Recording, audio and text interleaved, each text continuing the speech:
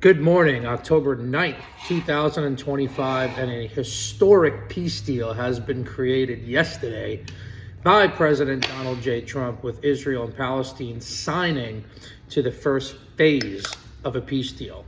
Now, don't mind me, nicotine and coffee every morning for breakfast.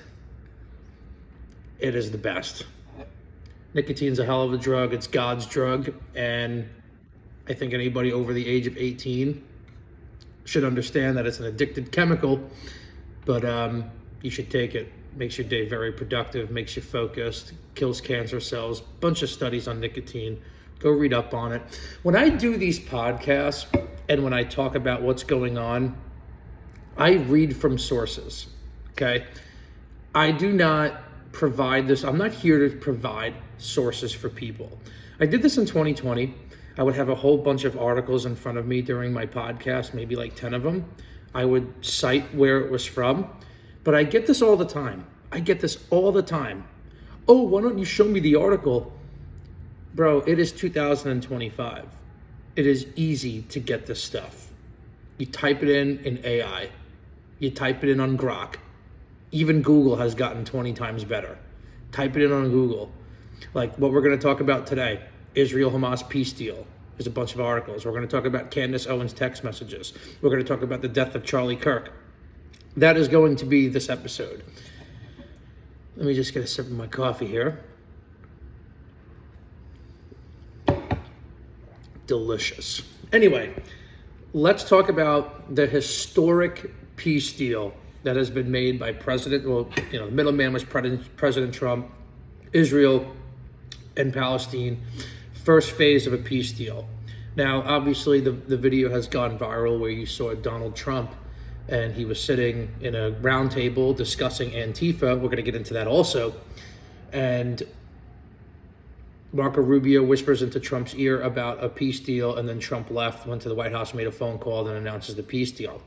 Now, this is obviously very good by Trump, okay? This is what Trump was elected president for.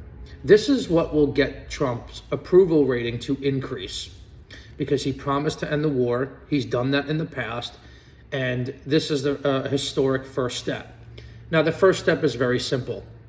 Palestine has 20 hostages. They're going to release them.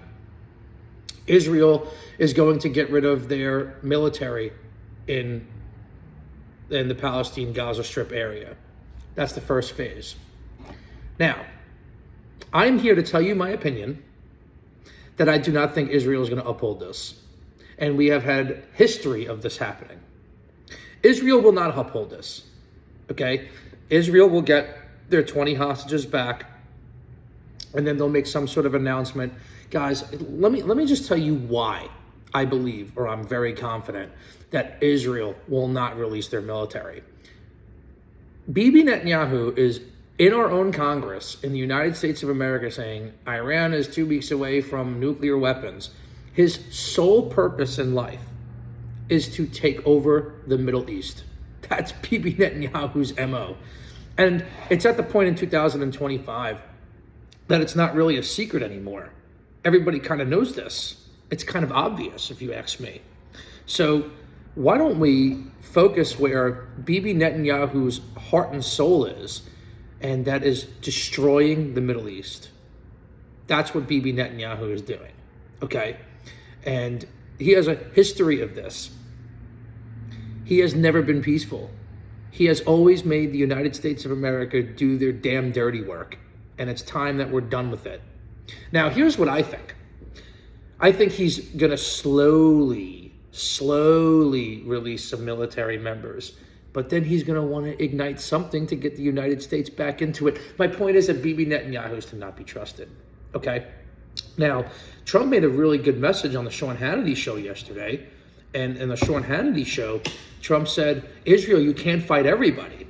That's very interesting, right? It's very interesting because obviously they have a little bit more of an inside scoop than we do. But the reason why Trump said that was because the entire Middle East is against Israel. This is what I think what Trump was getting at. Some of our allies are against Israel. Okay, and I think that some of Eastern Europe, could be France, could be Poland, I'm not really quite sure. again, this is my opinion. My opinion is that some of our allies are saying to Trump, hey, like, we're not really going to back Israel. They keep bombing people. And listen, that's what Israel is doing, guys. Israel has killed many children on the Gaza Strip. People are starving. I mean, it's genocide, right? Bibi Netanyahu in the Netherlands is facing trial, okay, for genocide. And Israel's banned like 109 countries. And it's like, we are so scared to have these conversations. And we're going to get into the biblical aspect where it says, what Israel says is like, oh, well,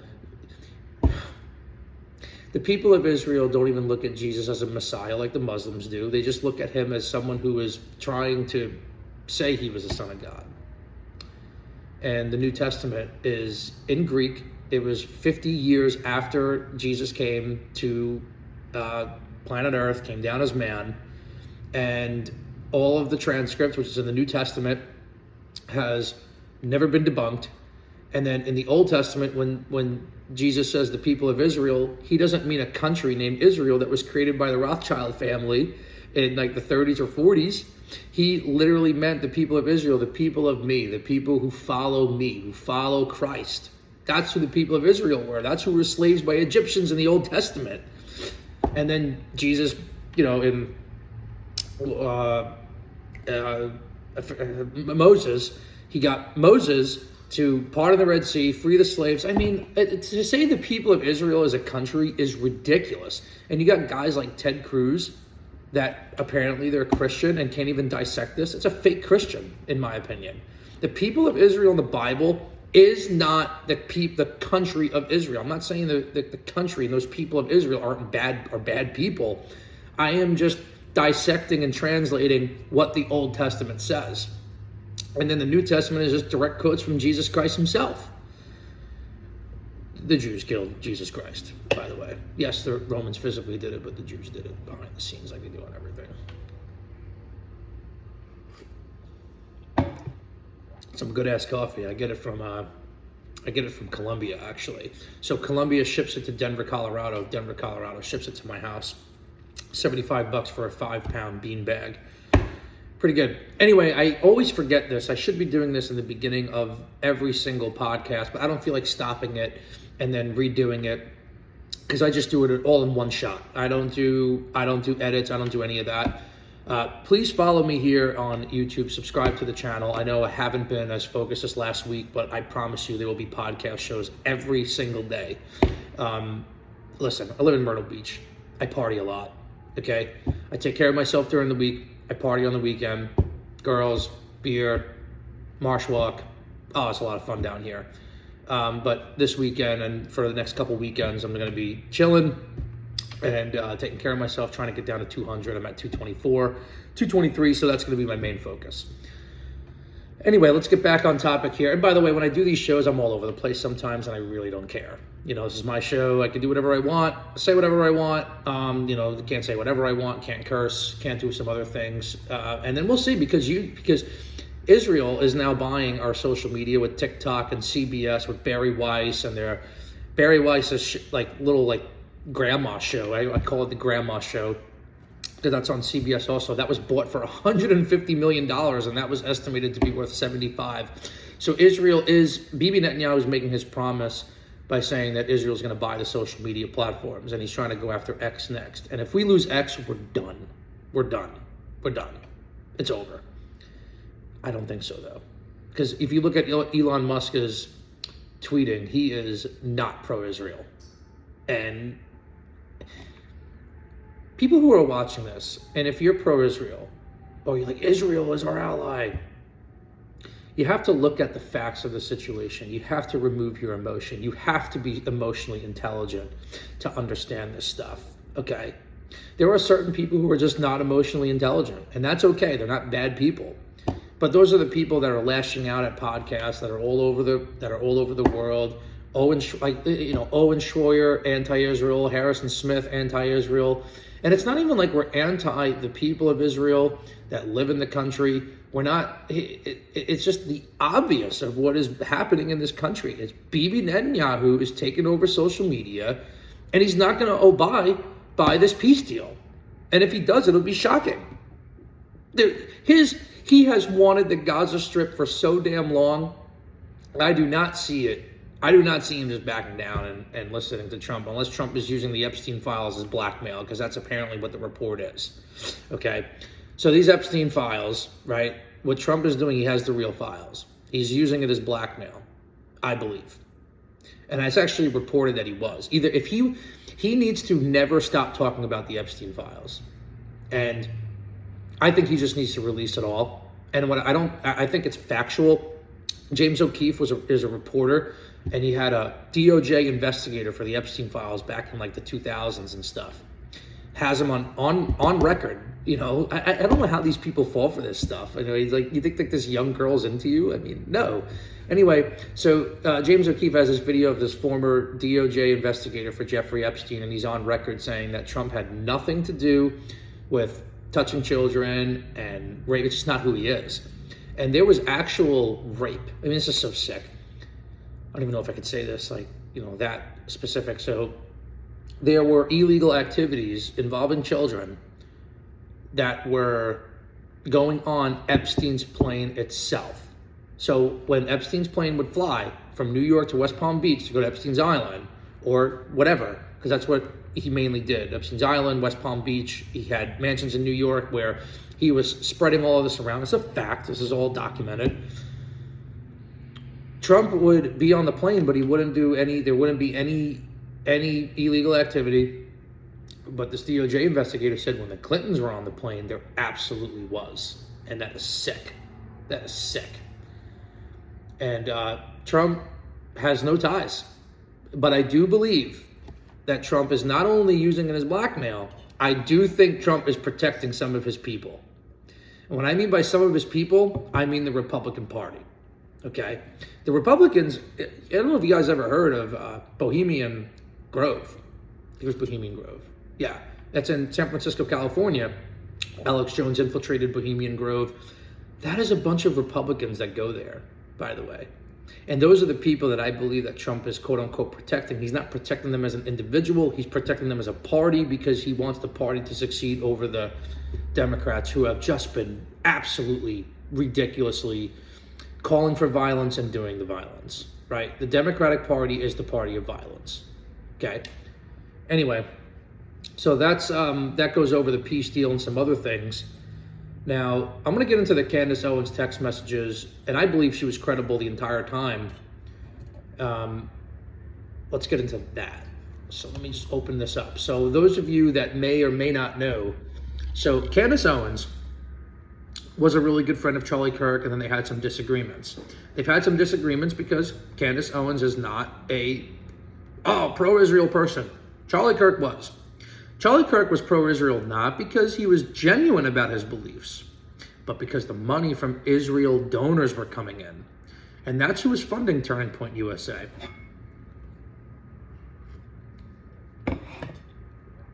Turning Point USA was being funded by Israel, okay? And in these text messages, it proves it. Guys, I've been saying since day one, since Charlie Kirk's assassination, you can look at my Instagram, I talk about it all the time. Instagram's Unfiltered Conservative 1. Subscribe on YouTube, follow me on Instagram. X, I'm trying to get there. I got to get this platform bigger first. Might be a little tough this time around. Anyway, Charlie Kirk in a text message from Candace Owens, Candace Owens and Charlie Kirk were friends. They had some disagreements, but Candace Owens is loyal to Charlie Kirk. And she's basically saying, I'm taking the whole ship down. And then she made these promises a couple weeks ago. It didn't fulfill them, and everyone's like, "Oh, Candace Owens is crazy." And then she releases these text messages, and she has so much more. And it's not that I just believed Candace Owens; it was cause and effect. Cause and effect is what dealt with Charlie Kirk's murder. There were reports coming out that Charlie Kirk was not anti-Israel, but he was stopping the money that was coming in. And then he started to, inside Turning Point USA, he started to kind of change things a little bit. Once Israel got a hold of this, which was what the meeting in the Hamptons, is that Israel kind of knew these, Bill Ackman was there and a bunch of Israel donors were there. Charlie Kirk called for this meeting in the Hamptons and then tried to make like peace You can't make peace with evil people. You just can't do it. And Charlie Kirk tried, because Charlie Kirk was the good old boy Republican. For them to shoot Charlie Kirk in the face, guys, I mean, this should still kind of irk you. It should still be kind of eerie and disgusting. Anyway, let's talk about Charlie Kirk's text messages. This is all cause and effect, ladies and gentlemen. Cause and effect. What transpired before the death, and then he got assassinated. Nobody believes the story that some tranny's boyfriend was on a roof and shot the guy. You have all of these videos coming out of everybody in the crowd, some of his security doing all of these shady things, like taking down the cameras, pressing a button here. I don't believe that one specifically, but I do believe that when there's an assassination plot, you got to have people in the field, because they got to report what they're seeing and stuff like that. This was an operation. Mossad is the CIA of Israel. Mossad was involved. So let's just read these text messages here. Just lost another. See, that's the word that people aren't really understanding in these text messages. Another huge Jewish donor. Too bad he didn't say the damn name. That would have been good. That would have been really good. $2 million a year, because we won't cancel Tucker. Now I'm thinking of inviting Candace, because Candace had his back. Candace was loyal to him, and Candace was right. That's what Charlie Kirk is saying. Candace is right. But notice how he said, because we won't cancel Tucker. Mossad and Israel, they don't like Tucker Carlson. Tucker Carlson does have a family tree of Israel and his dad being a CIA agent. And at one point, Tucker Carlson was kind of playing dumb, saying, oh, I had no idea about my father was a CIA agent. Total BS. But at some point, you gain a conscience. At some point, you're saying, okay, this is getting too evil, too bad, too fast. Tucker Carlson, his show is all basically about how Israel is not our ally. Tucker Carlson has a 9/11 documentary. Israel was involved in that too. Okay? These passports weren't just found in 9/11. There's a whole operation behind this. Lost another huge Jewish donor. $2 million a year, because we won't cancel Tucker. Bravo for Charlie Kirk for standing up for what is right, standing up for his conscience. He was really turning the curve here. And I was not a fan of Charlie Kirk for a long time. And there's guys like Fuentes who, I'm not going to say I admire him, but very strong-minded. I well respect strong-minded individuals, and Fuentes is strong-minded. Because when he says something, he says it with certainty, he says it with confidence, he says it with 100%. And if you're going to change his mind, you can change his mind. That's how I operate. I'll say things with certainty. Right? If I'm going to say something, I'm not going to grovel it. I'm not going to say it 50%. I'm going to say it all the way. All right? That's several topics. We won't cancel Tucker. I'm thinking of inviting Candace. Somebody replied to Charlie Kirk and said, ugh. Whatever. Charlie Kirk then says, Jewish donors play into all the stereotypes. I cannot and will not be bullied like this. Bravo, Charlie Kirk. It is okay if you made mistakes before in the past. Everybody knows that, because nobody's perfect except for Jesus Christ. Jewish donors play into all the stereotypes. I cannot and will not be bullied like this. That means he was standing up for himself. This was a month leading towards his assassination. How is it? This is the only cause and effect. This is the real evidence on who played a role into assassinating this man.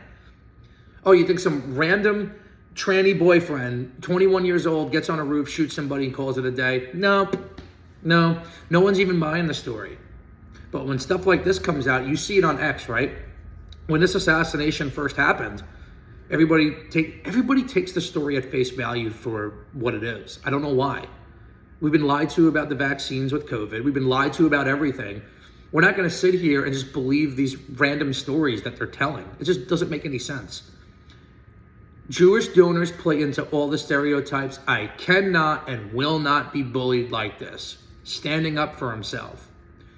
Years and years of talking about being pro-Israel, but Charlie Kirk realized no matter what, you can't make these people happy. That's why you cannot accept money. You can't accept donations, because then you lose your free speech. You lose your conscience. That's why free speech is the most important amendment. First Amendment. It's the most important one. You can say whatever you want. Okay, maybe you don't have money coming in, but at least you get to be free will. At least that's what God gave us. God gave us free will to talk about whatever we want, to stand up for the truth. Charlie Kirk then says, leaving me no choice but to leave the pro-Israel cause. That is a firebomb of a text messages. Now, keep in mind with this text message, let's dissect it a little bit. Leaving me no choice but to leave the pro-Israel cause, meaning Charlie Kirk was not genuinely pro-Israel. He didn't care. The money was coming in. Okay, you're funding Turning Point USA. I'll talk about pro-Israel talking points. So now that the money's not coming in, Charlie Kirk says, well, I got no choice. I'm leaving the pro-Israel cause. This is a huge bombshell text messages. Huge bombshell text messages right here. No choice but to leave the pro-Israel cause. And then that's when Charlie Kirk really started to talk about God and family and having kids and being pro-family, being pro-Jesus Christ of Nazareth.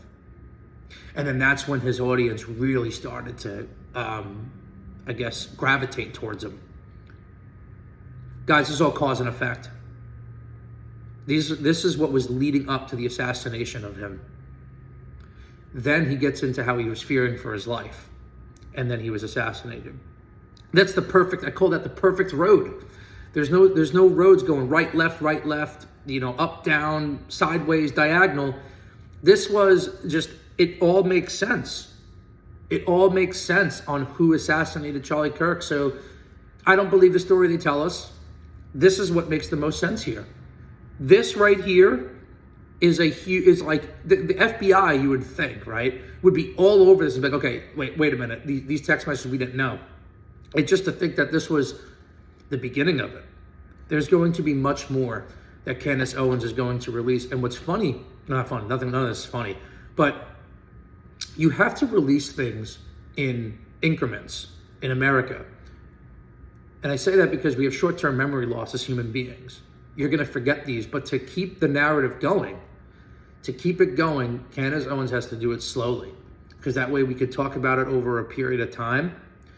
But even with all of this, courses of action have to be taken by the Trump administration to make sure this never happens again. When Trump was shot and killed, he didn't say anything, but Trump said the same thing. I fear for my life with Israel. There is reports that are also out there that Trump isn't even a fan of Bibi Netanyahu, but he's blackmailed. So God has no choice, and Trump did that to himself. Trump took $230 million from AIPAC. $230 million, that's a lot of money.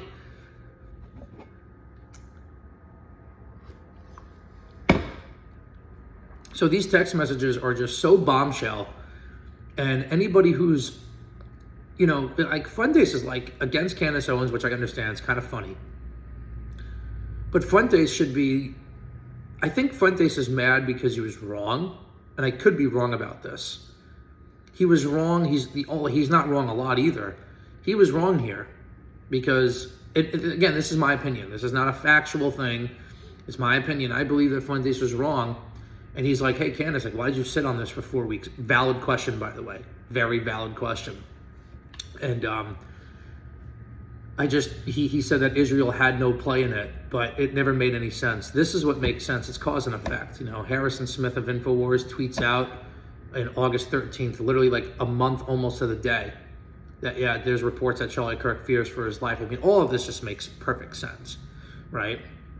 And Israel is losing their influence. They're losing support. They're going to have little to no support with Gen Z. Everybody's kind of jumping ship from them. So instead of them backing down, they're doubling down and buying our media. How is this allowed?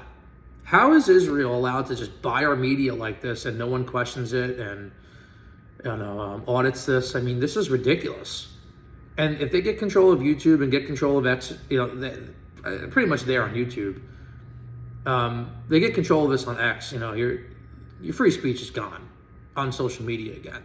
The censorship of like 2020 will be back. 2019, 2018. That was probably the worst part of censorship. And then kind of got released in the late Biden presidency. It came back in the early Trump presidency, like very early. I know we're still early. We're not even a year into his presidency, which is crazy.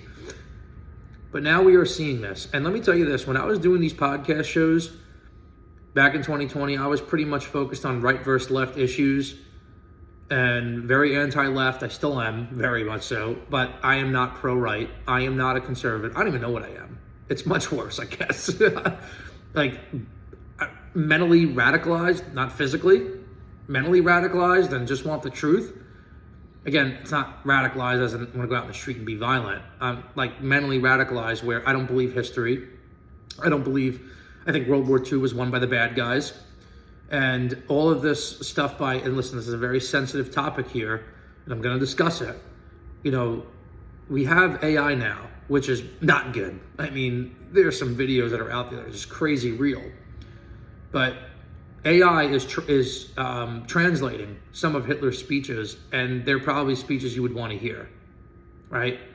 He says he tried to make peace and all this other stuff. I mean, all those videos that you see that go viral on like Instagram and it's like a Hitler speech and he's speaking in English because they can translate it, none of them are debunked. They're all true. That's what he was saying. So I'm not saying that he was good. I'm just saying what he said is something that I would want to hear from a world leader. Just saying. Again, not saying that he's good.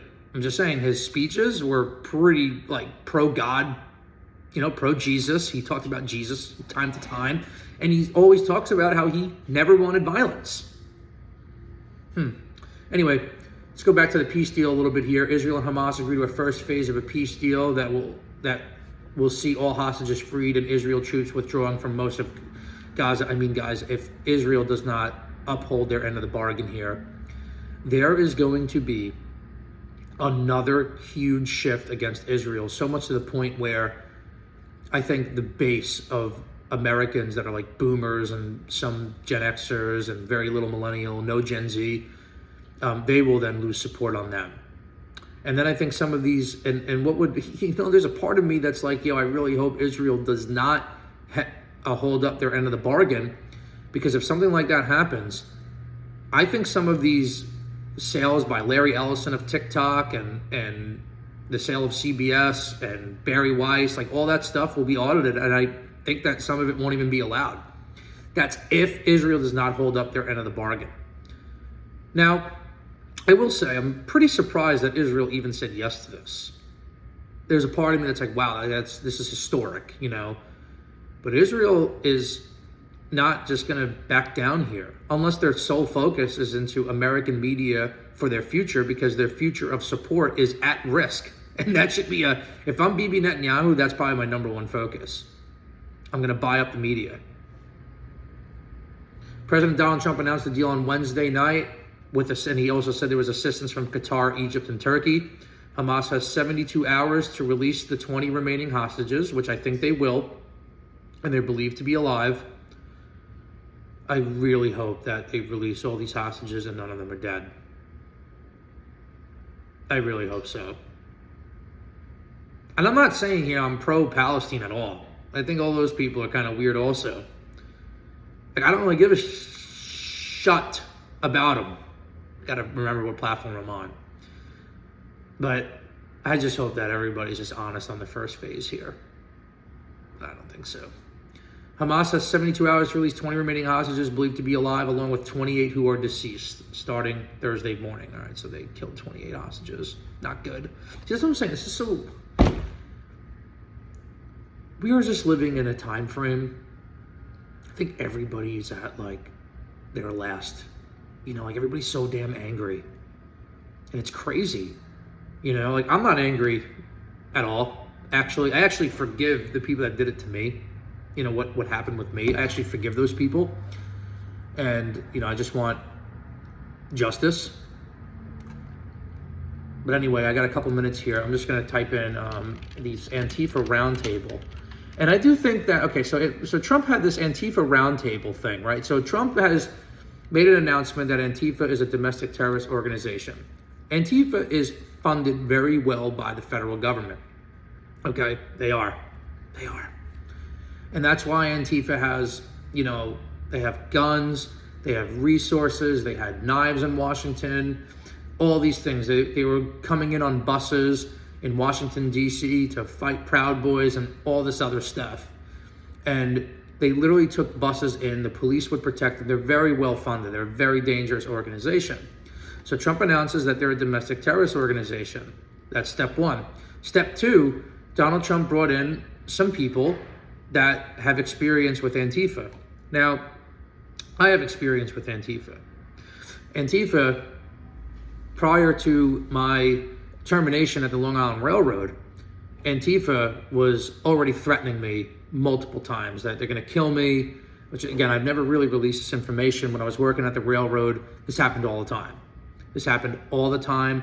I'd get messages every day, messages on TikTok, comments on my TikTok saying, oh, we're going to get you, all this stuff. I didn't take it serious. There was, Antifa got wind that I was going to go to Washington in December. There's like a website, and it's just such a joke. There's like a wanted dead or alive, and it was like unfiltered conservative. His name's Steve Rosati. And I was like, yeah, okay, whatever. Was that supposed to like scare me into not going? And sure enough, nothing happened. But Antifa, so there was a reporter, subcontractor reporter that was right next to me on the Washington Capitol steps. And I saw him take a picture of me. And then I saw the picture. I was like, oh, crap. Like, okay, this is about to get serious. It was kind of like at that moment I kind of realized. And they did send the letters to my job. They sent it to the president of the railroad at the time. His name's Phil Lang. Was Phil Lang. He doesn't work there anymore. And they sent it to him saying, like, one of your workers was participating in the riot, and guys, and like all these emails that were released. I mean, there's the term, you'll have your day in court. Oh man, if I have my day in court, these people are cooked. It's not cooked because I'm going to do anything, but the facts are going to come out. So he took a bunch of independent journalists, put them in a round table, had Kash Patel, Pam Bondi, like all these people there, all these prominent influencers. Nick Sorter just recently was in Portland, Oregon, and he was just getting, like, Antifa was fighting him, right? He tried to protect an American flag because they were burning it, they were pushing him, and all this other stuff. And they have the law on their side also, the Antifa does. And he had a bunch of problems. He had Andy, I don't even know what his name is, some like Asian gay reporter. Asian and gay. Oh, that was funny. And then he had him there. He has a total history with Antifa. This guy was pretty much almost died multiple times. So like he was fair to be there.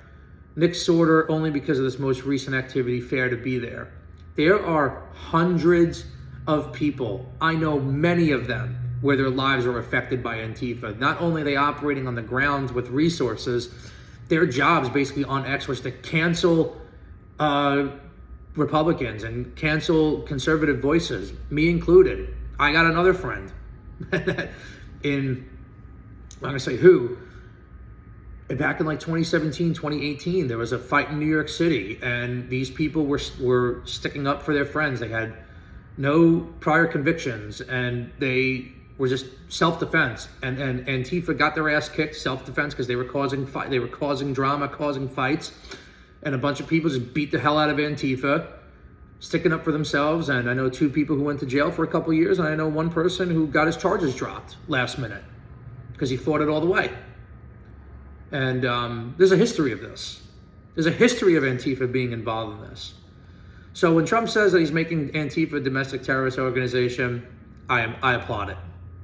I really do applaud it. And then Chrissy Noem was there at the round table. Like Jack Posobiec was there because like 5 years ago, he had like some small interaction with Antifa. It's like really no reason for him to be there.